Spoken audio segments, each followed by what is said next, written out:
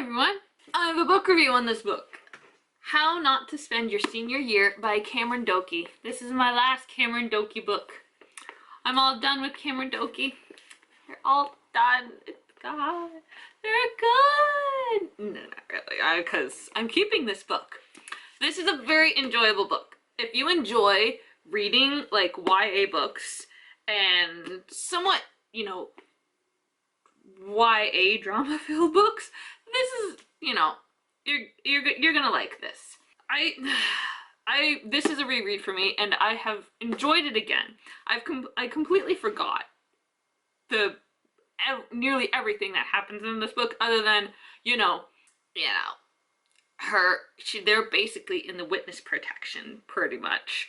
It's not exactly said in this book that they're in the witness protection program, but that's pretty much where they are. And, there's this whole ghost thing going on, and, she messes some things up, and,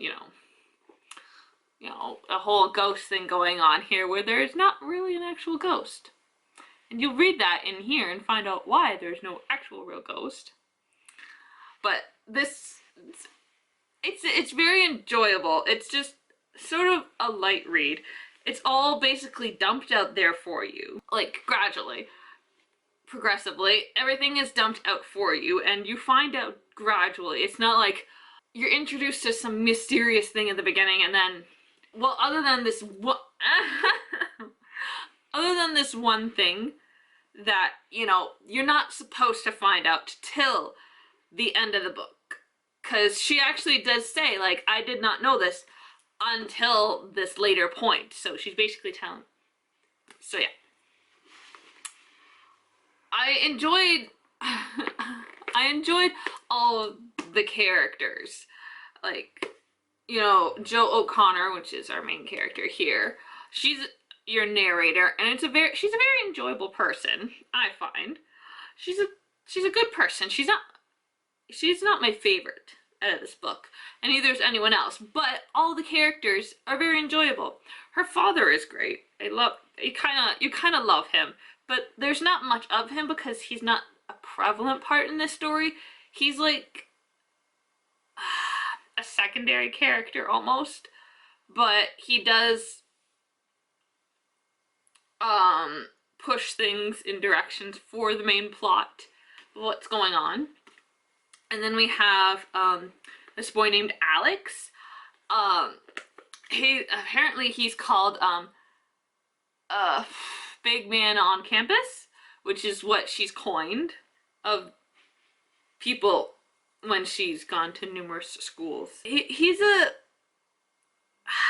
sweet character, and that's what he is. That's all I have to say about him, and that's really what he's categorized in this book. He is a sweet character. He's a sweet guy.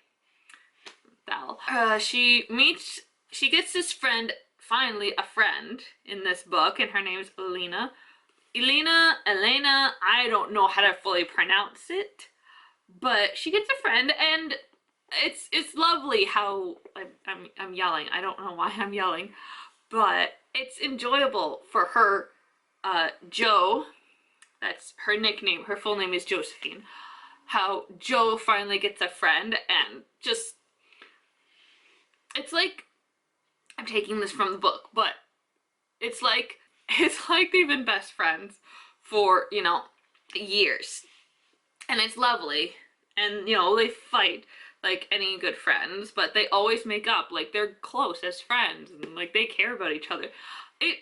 It's a feel-good friendship in between the two of them. And yeah, those are the four main characters. There's other characters that come in, and yes, but I like this. And it's a weird concept of this whole entire book of how, she's basically in the witness protection program because of something her father saw, and so they've been going to town, trying to keep away out of the reach of this criminal that, wants to basically kill her father, and together with his daughter.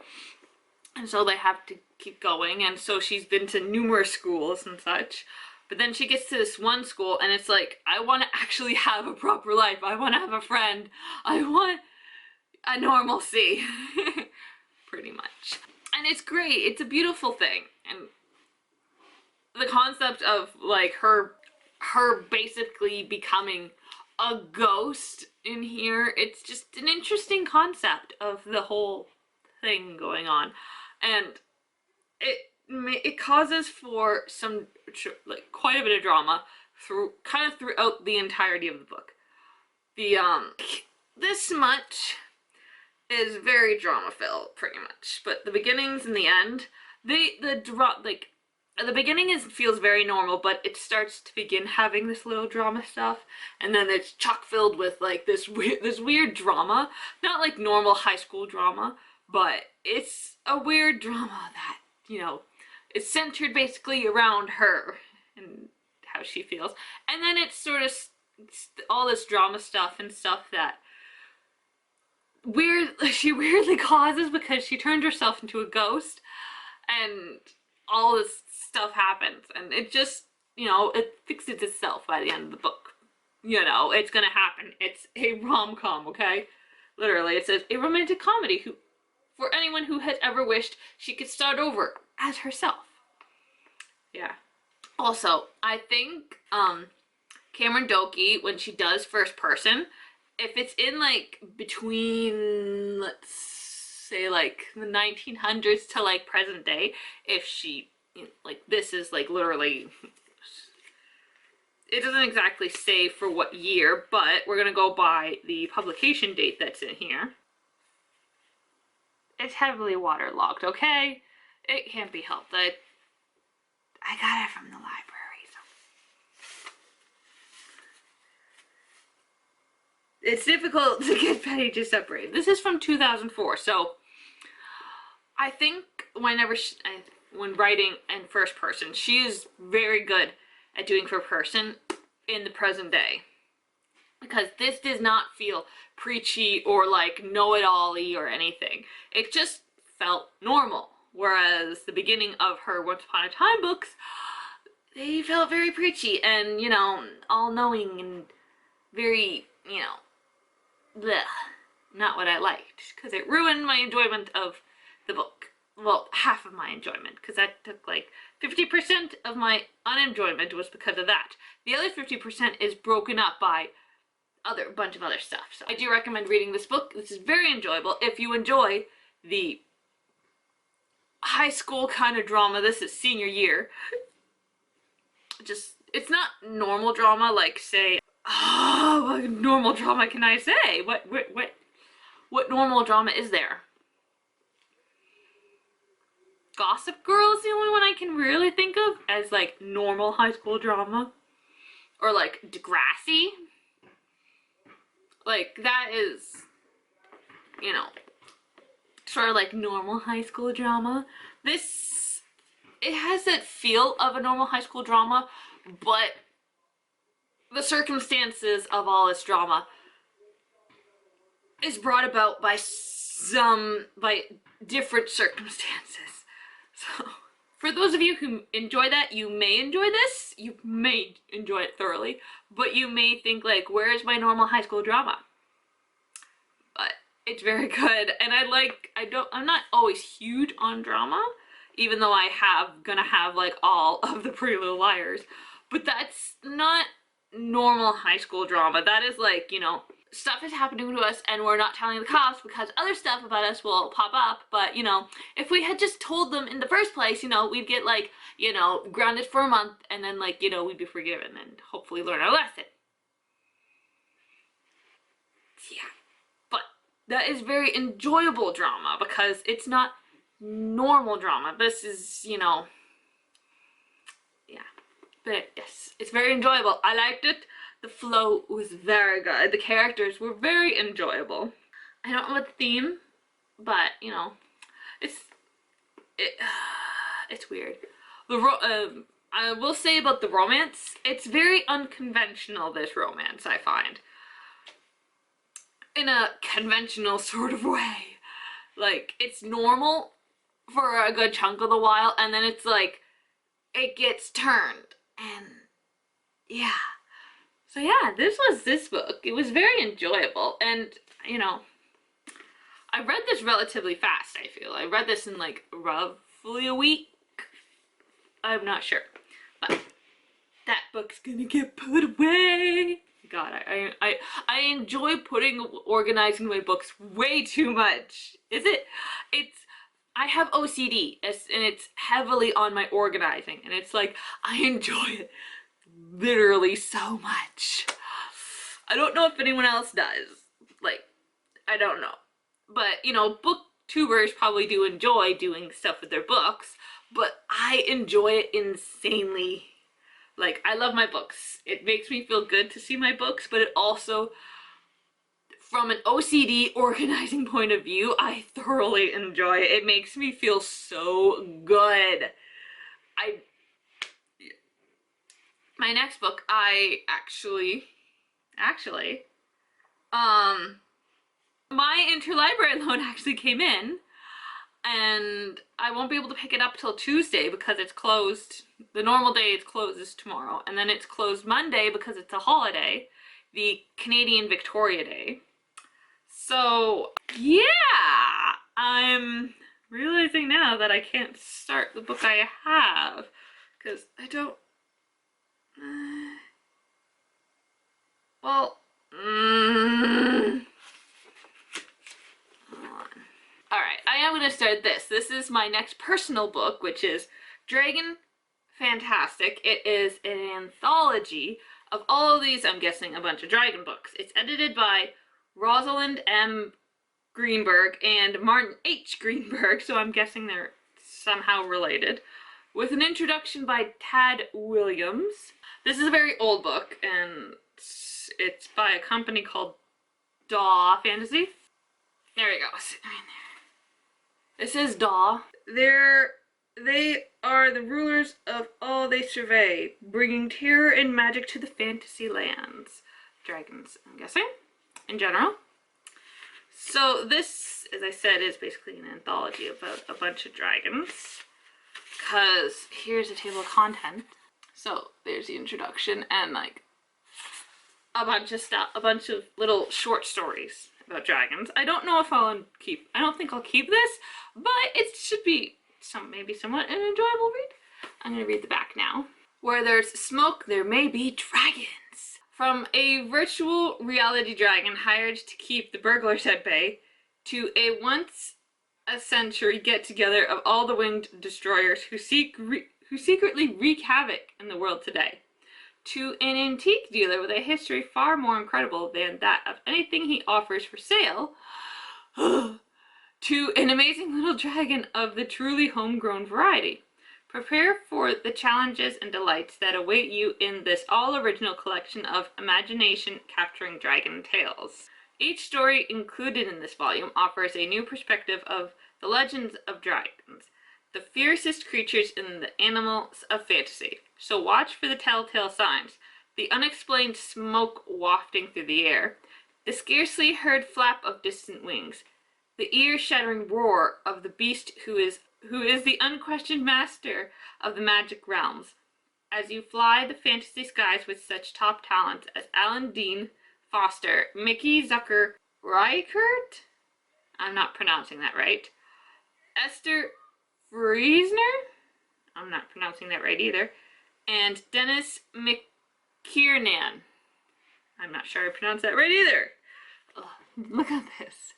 I don't know what happened, but this is also, I just picked it out of the recycle bin, basically. They were going to recycle from the library. They were basically going to recycle it. So, you know, I just grabbed a bunch of books that looked interesting. It's like, dragons are cool. I'll take dragons. Oh, wow, there's a second part of a dragon thing. Horror's fantastic. Oh. These are other fantastic anthologies here. Other Greenberg stuff. Wings of Enchantment. They have cast their spell over our imaginations for countless centuries. Those most deadly beasts of prey, the fading race which once ruled the skies, hoarders of treasures both magical and golden, or benevolent keepers of universes beyond human ken. These are some of their stories. We have, for this, all of these came out in 1992. Interesting. We have 16, like, literally short books. And I'm only reading this because I can read the first one, like, literally. Why is it doing that? But, like, literally, the first one is this long. Seriously. It's this long. This is the introduction right here, but this is the first book right here. Short story. So, that's the only reason why I'm reading this, is because I can read these short little things interspersed so that, you know, I can finish a short story, and then literally once I get my book on Tuesday, I can start that, and, you know, yeah. So yeah, what is my first thing that I'm going to be reading to you? It will be the next book I'm reading. Well, I'm going to read the introduction by Tad Williams, and then the actual short story I'm going to read is called Lethal Perspective by Alan Dean Foster. So yeah, this is going to be my next work in progress. I have 16 short stories to read. I don't even think they're short stories, but they're little short things that are being told. Hi everyone. I'm making this really quick video as fast as possible because I got my interlibrary loaded. This is the book I'm reading. I've got 20% battery, which is, I don't know how I have 20% battery. It's weird. But anyway, I have this. It is The Bad Luck Wedding Cake by Geraldine Dawson. Now I'm going to read the back to you because this is all I'm doing. Geraldine Dawson's novel make you laugh out loud, brush away a tear, and smile with satisfaction. Excuse me. With characters who are funny, earthy, and brave, she brings sparkle and sensuality to stories set in old-time Texas. Now she cooks up a delightful new treat when the recipe for unexpected romance is 2 parts pure passion. And that was a little thing from Publishers Weekly. She's dead set against marriage. Claire Donovan came to Fort Worth to open a bakery and find independence, not a husband. For generations, a secret formula called magic made Donovan family confections strangely irresistible until Claire jilted the fiancé her family chose for her. Now they say that her broken engagement branded their cakes bad luck, and their business will go bankrupt unless she ties the knot. He'd rather die than say I do. The most eligible bachelor in town, sexy Ty McBride. Oh my god! Yay! Okay, so this is literally like the sequel to the first one. Steers clear of marriage-hungry females. Once betrayed by love, he's vowed never to go soft over a lady again. Besides, he has his hands full minding his mischievous nieces, known as the McBride Menaces. But now that his lawyer has told him to either wed or lose guardianship... Guardianship? What? He sees Claire Donovan as the perfect bride, in name only. Except something about her makes him dizzy with desire, and something about him makes her breathless. Something could complicate their best laid plans. Something like magic? Alright, so what guardianship is he talking about? The parents can't be dead because literally at the end of the other book, there's a wedding that happens like a few years in the future. And it's one of their daughters. So what? What is going on? Alright, time to get to the inside of the book because now I have 18% battery. The delectable, delicious, and dangerous Claire Donovan. Her brow arched. I told you, it's magic. Magic, Ty repeated. She lifted the ladle to her mouth and sipped. Her eyes slowly closed, and licked her lips and smiled. Never in his life had Ty witnessed a more erotic act. The scent of magic swirled around them, and his nostrils flared to take it in. Her lashes lifted, their gazes met and held. His breathing quickened, and his mouth went dry. Again, arousal hit him. Hard, hard, and heavy. Magic. As though it had a will of its own, his hand rose, his fingers wrapped around hers as they held the ladle. Claire's eyes widened as hot liquid splashed over the sides and spilled onto the floor.